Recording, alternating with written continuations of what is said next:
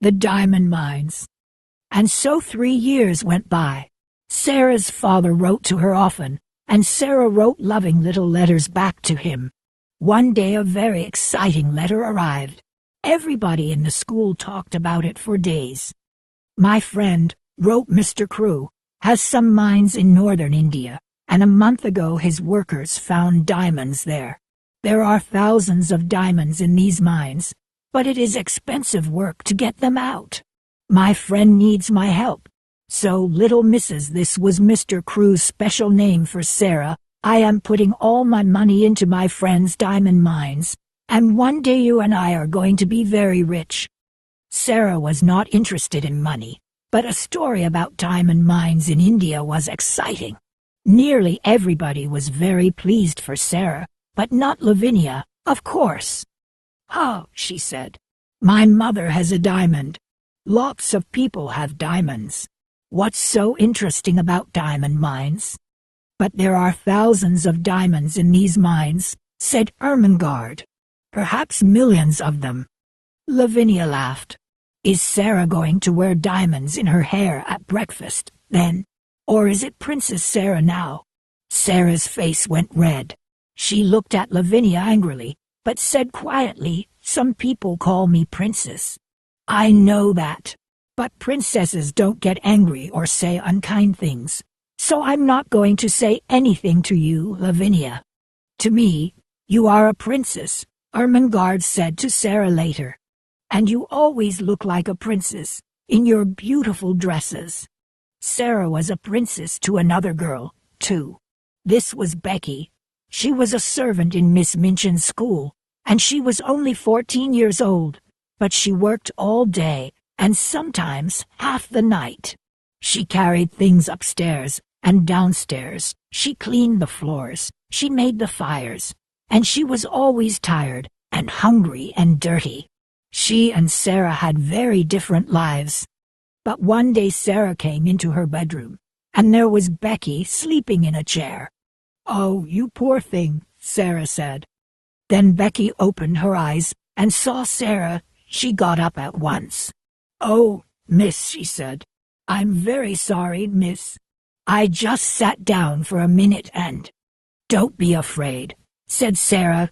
She gave Becky a friendly smile. "You were tired. That's all." Are you going to tell Miss Minchin?" asked Becky. She began to move to the door. "Of course not," said Sara. "Please don't run away. Sit down again for a minute. You look so tired." "Oh, miss, I can't," Becky said. "You're very kind, miss, but Miss Minchin—" "Please," said Sara. She took Becky's hand. "You're only a little girl, like me. Let's be friends." And so Becky sat down again, and soon she and Sara were friends. Nobody knew about this, of course. Rich little girls at Miss Minchin's school did not make friends with servant girls, and it was a wonderful thing for Becky. Nearly every day she and Sara met in Sara's bedroom, just for 5 or 10 minutes. Becky was always hungry, and Sara often bought nice things for her to eat. They sat and talked, and sometimes Sara told Becky some of her stories. Becky loved that. "Oh, miss," she said, "you tell them so beautifully. Sometimes I like your stories better than things to eat." And after those visits to Sara's room, Becky always felt better, not so tired, and not so hungry. Some months later Sara had her 11th birthday. Lessons stopped for the afternoon, and there was a big party for all the girls in the school. "This party is expensive for us," Miss Minchin said to her sister Amelia. "But it looks good for the school." That afternoon there was a visitor to the school, Miss Minchin's lawyer. He went with Miss Minchin into her office, and they closed the door. In the schoolroom next door there was a lot of noise from Sara's party. Everybody in there was very happy. But in the office Miss Minchin was not happy. She looked at the lawyer angrily. "What are you saying? Mr. Crewe has no money. What about the diamond mines?" "There are no diamond mines," said the lawyer. "Well, there are mines, but there are no diamonds in them. But Mr. Crewe's good friend, began Miss Minchin. Mr. Crewe's good friend, said the lawyer, ran away with all Mr. Crewe's money. Ralph Crewe was ill with a fever, and when he heard about this, he got worse. A week later he was dead. Dead? Cried Miss Minchin. But what about his daughter Sara? And this expensive birthday party? Sara Crewe has no money, said the lawyer. Not a penny in the world, Miss Minchin. Not a penny. She must leave my school at once, Miss Minchin said angrily. She must go this afternoon.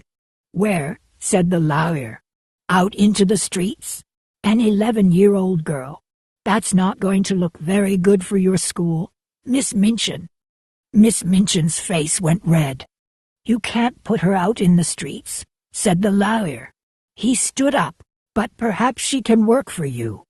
The lawyer left, and Miss Minchin called her sister Amelia. Bring Sara Crewe here at once, she said.